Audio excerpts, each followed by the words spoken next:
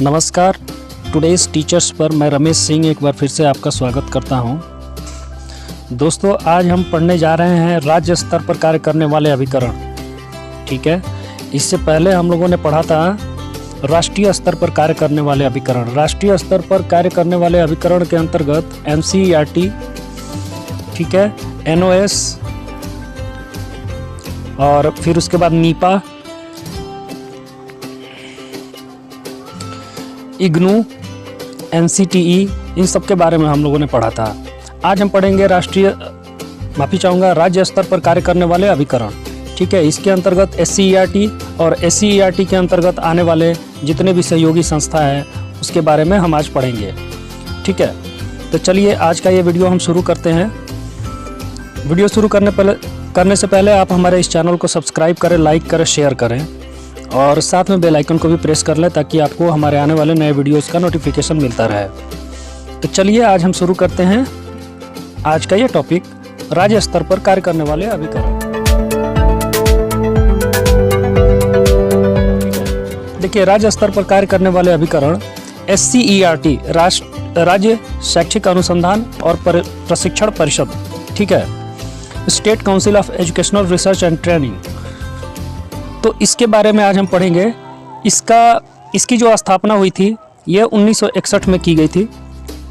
ठीक है, इसकी स्थापना 1961 में की गई थी और इसका मुख्यालय लखनऊ में है। ठीक है ना। और SCERT को राष्ट्रीय शैक्षिक अनुसंधान प्रशिक्षण परिषद के अधीन कर दिया गया है।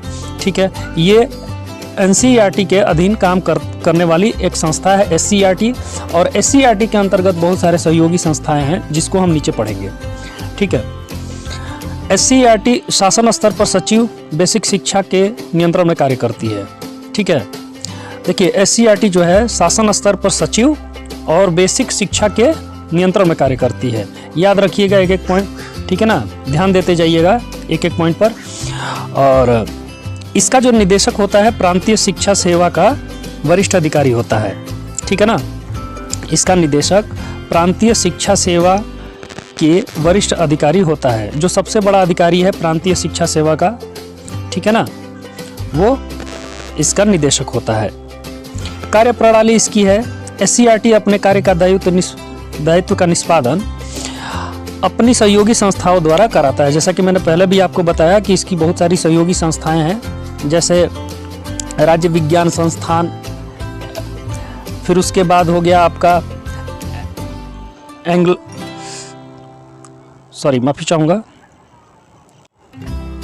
आंग्ल भाषा संस्थान जो प्रयागराज में है। ठीक है ना, और मनोविज्ञानशाला प्रयागराज में। ठीक है, तो ये सारी सहयोगी संस्थाएं हैं और भी हैं। तो चलिए एक एक करके हम लोग पढ़ते हैं। ठीक है, चलिए देखिए, SCERT की सहयोगी संस्था में सबसे पहला है राज्य शिक्षा संस्थान प्रारंभिक शिक्षा विभाग प्रयागराज। ठीक है, राज्य शिक्षा संस्थान। ठीक है, एक तो ये है सबसे पहला। यह SCERT की स्थापना से पहले से ही है, इस बात को याद रखिएगा। राज्य शिक्षा संस्थान जो है SCERT की जब स्थापना हुई थी 1961 में, उससे पहले से ही SCERT है।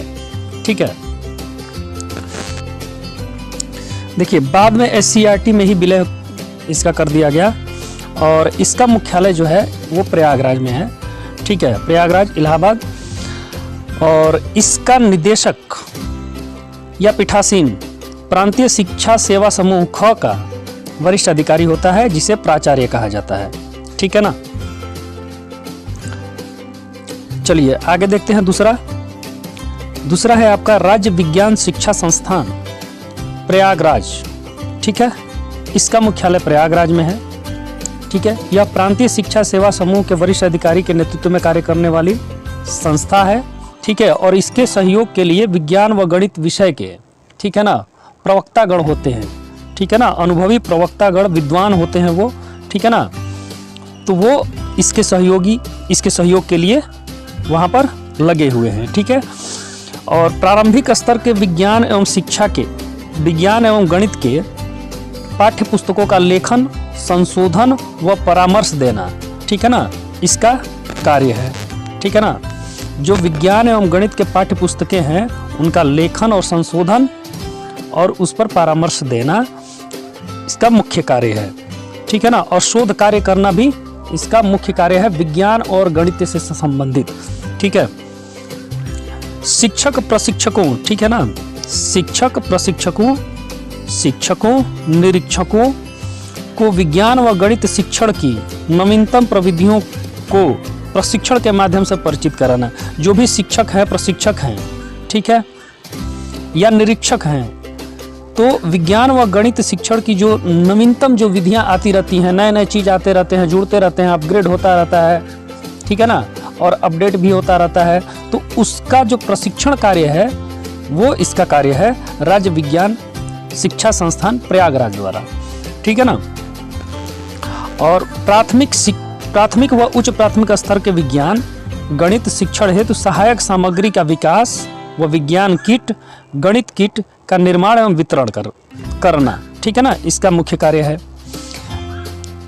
विज्ञान शिक्षा की प्रगति के लिए वैज्ञानिक शिक्षा प्रतियोगिताओं, मेलों व परीक्षाओं का आयोजन कराना भी इसका मुख्य कार्य है, ठीक है।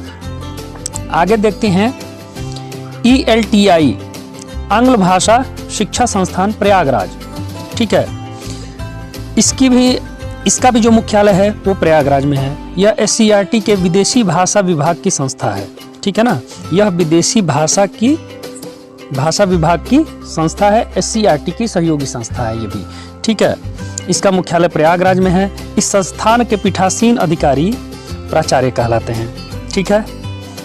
और कक्षा 1 से 5 तक का अंग्रेजी पाठ्य पुस्तकों का लेखन व निर्माण, ठीक है, इसका कार्य है, ठीक है ना। अंग्रेजी पाठ्यक्रम का निर्माण करना भी इसका कार्य है। शिक्षकों अंग्रेजी शिक्षण विधियों का प्रशिक्षण देना, ठीक है ना।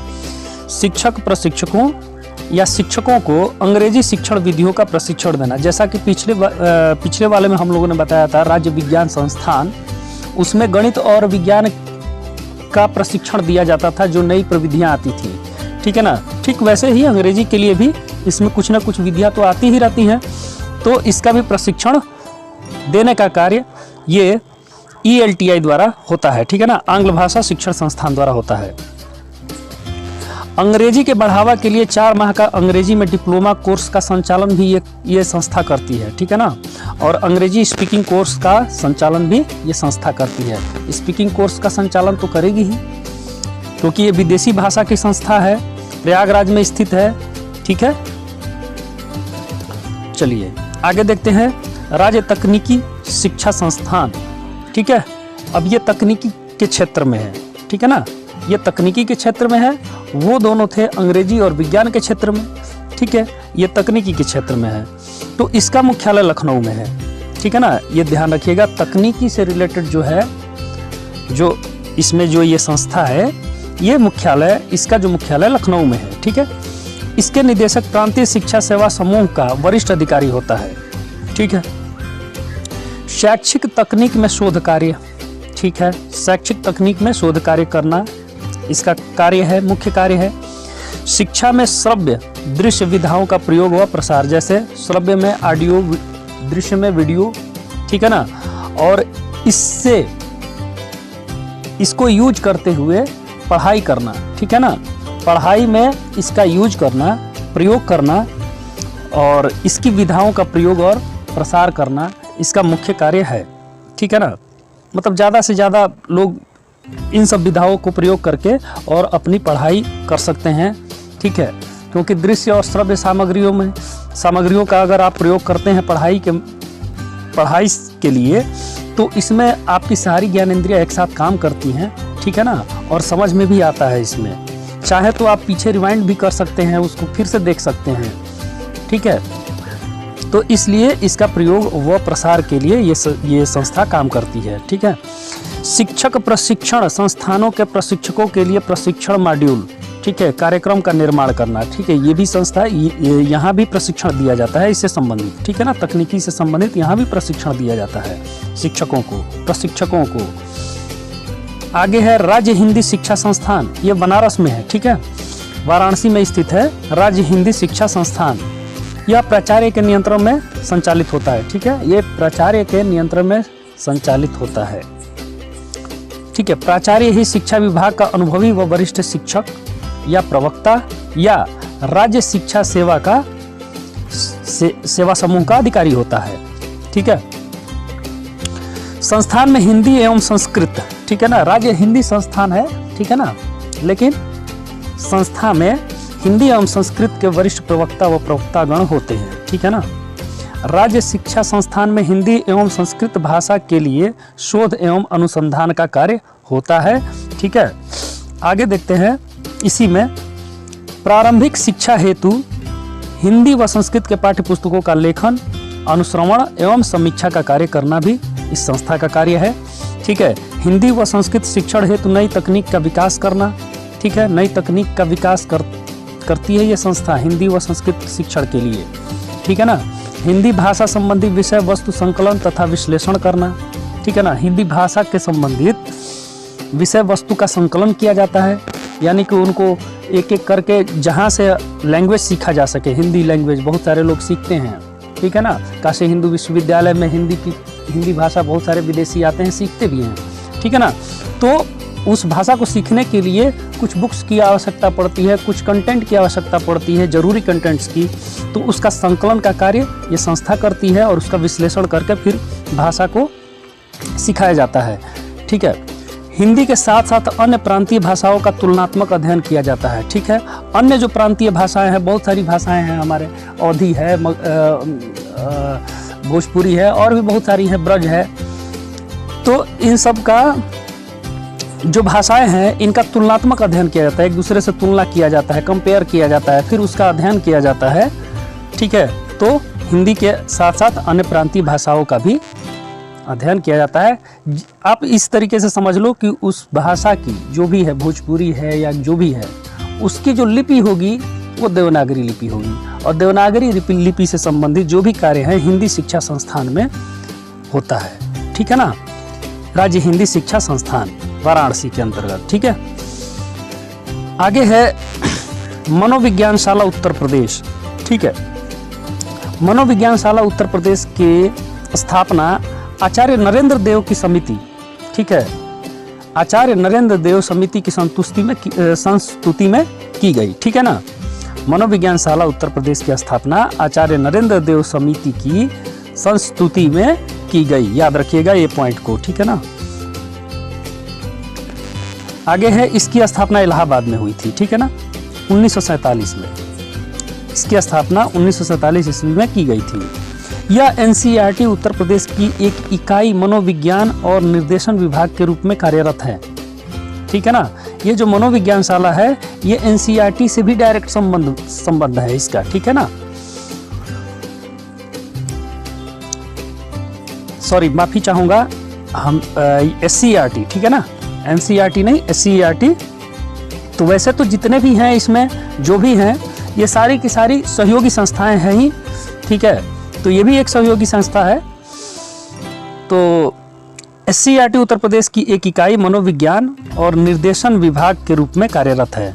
तो यहाँ पर ये कह रहा है कि यह इकाई जो है मनोविज्ञान और निर्देशन विभाग के रूप में कार्यरत है। तो ठीक है, एससीईआरटी से संबंधित है ही। चलिए आगे देखते हैं, इसके निदेशक प्रांतीय शिक्षा सेवा समूह का अधिकारी होता है। ठीक है, वरिष्ठ अधिकारी होता है, तथा सहायता व कार्य संचालन हेतु मनोवैज्ञानिक तथा सहायक मनोवैज्ञानिक होते हैं। ठीक है ना, मनोवैज्ञानिक तो होंगे ही, मनोविज्ञान शाला है। ठीक है, लेकिन यहाँ का जो निदेशक जो होता है शिक्षा सेवा समिति समूह का वरिष्ठ अधिकारी ही होता है। ठीक है, अब देखिए, मनोवैज्ञानिक और सहायक मनोवैज्ञानिक होते हैं जो प्रवक्ता स्तर के होते हैं। ठीक है ना, प्रवक्ता होते हैं तथा जिन्होंने मनोविज्ञान विषय में महारत हासिल कर रखी हो। ठीक है, आगे देखते हैं, मनोविज्ञान अपने प्रशिक्षण व अनुसंधान का कार्य लाउदर रोड इलाहाबाद में करती है। इलाहाबाद में कोई लाउदर रोड है, ठीक है ना, वहां पर प्रशिक्षण व अनुसंधान का कार्य होता है। ठीक है ना, लाउदर रोड इलाहाबाद में। ठीक है, यह प्रदेश के 10 मंडलों में मंडलीय मनोवैज्ञानिक केंद्र, ठीक है, यह प्रदेश के 10 मंडलों में है। ठीक है ना, अब वो 10 मंडल कौन कौन से हैं? राज्य के जो सबसे बड़ी सिटीज़ हैं, ठीक है ना, मुख्य सिटीज़ जो हैं वो हैं, और उनके नाम हैं मेरठ, बरेली, आगरा, लखनऊ, कानपुर, वाराणसी, गोरखपुर, फैजाबाद, झांसी, मुरादाबाद तथा उत्तराखंड के 2 मंडलों में खोल रखा है, ठीक है ना।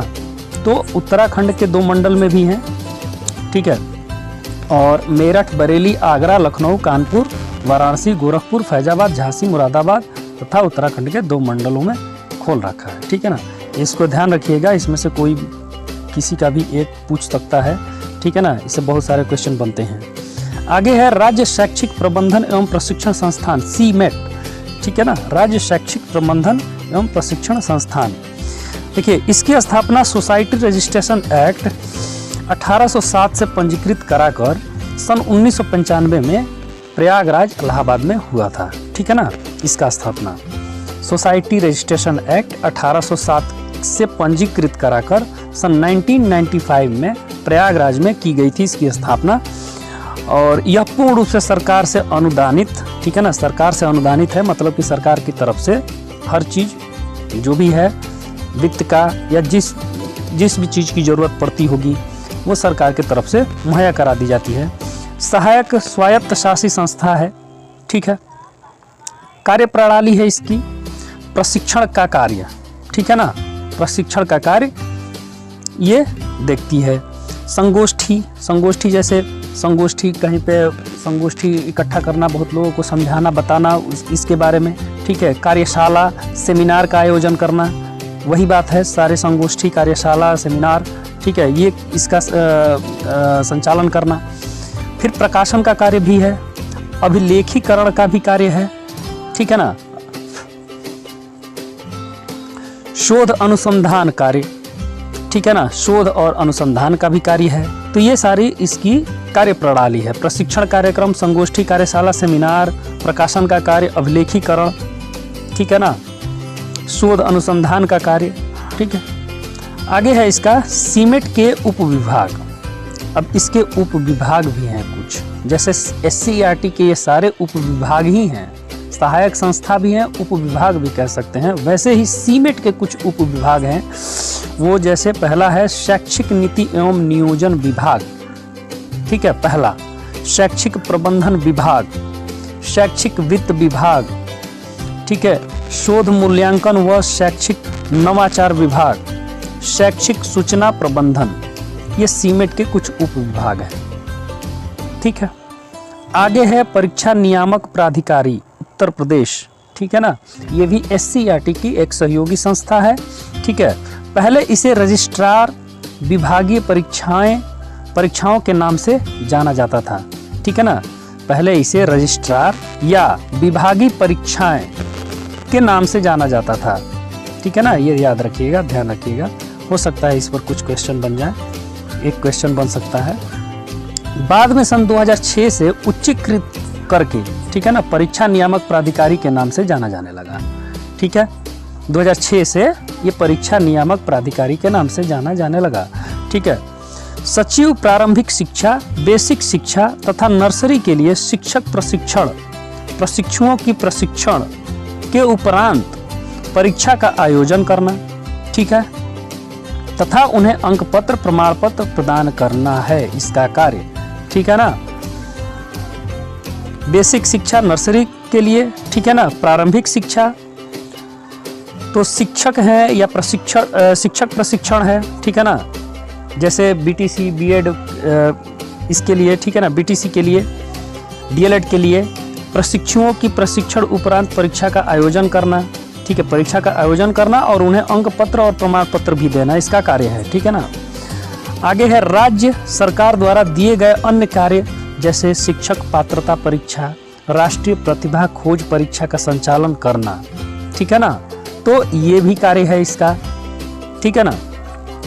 परीक्षा नियामक प्राधिकारी उत्तर प्रदेश, ठीक है।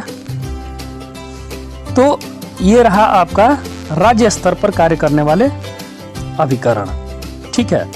नेक्स्ट वीडियो में हम पढ़ेंगे जिला स्तर पर कार्य करने वाले अभिकरण, ठीक है। तो आज के लिए बस इतना ही, बहुत बहुत धन्यवाद आपका, और जाते जाते मैं आपसे कहना चाहूँगा कि आप हमारे इस चैनल को कृपया सब्सक्राइब करें, लाइक करें, शेयर करें और बेल आइकन को भी प्रेस कर लीजिए ताकि आपको आगे आने वाले नए वीडियोस का नोटिफिकेशन आपको मिल जाया करेगा। ठीक है, तो चलिए आज के लिए बस इतना ही। नेक्स्ट वीडियो तुरंत आएगा, ठीक है ना। बहुत बहुत धन्यवाद आपका।